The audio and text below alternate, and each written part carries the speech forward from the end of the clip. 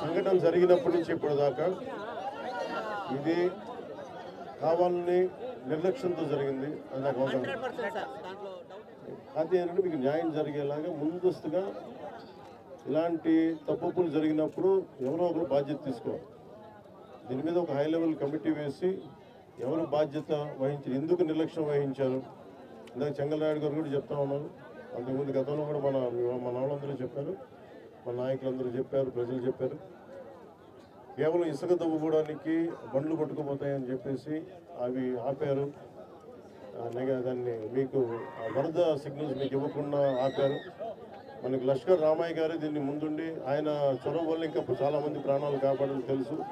అందుకని గుర్తించాను, ఆయనకి సన్మానం చేశాం. అవును, నాకు అవగాహన. ఇది నాకు మీకు మాటిస్తున్నాను, ఇది డిప్యూటీ సీఎం ఆఫీస్ నుంచి ప్రత్యేకించి దీన్ని దృష్టి పెట్టి ఇది నేను పర్యవేక్షిస్తాను. అధికారుల బృందాన్ని పంపిస్తాను ఒకసారి. అలాగే డ్యామ్ కూడా మళ్ళీ పునర్నిర్మాణం చేయాలి, మళ్ళీ దాన్ని ఆధునీకరించాలని చెప్తా ఉన్నారు అధికారులందరూ. సో దీని మీద కొంచెం నాకు సమయం ఇవ్వండి. మనం వచ్చి 65 రోజులు అవుతుంది అధికారంలోకి.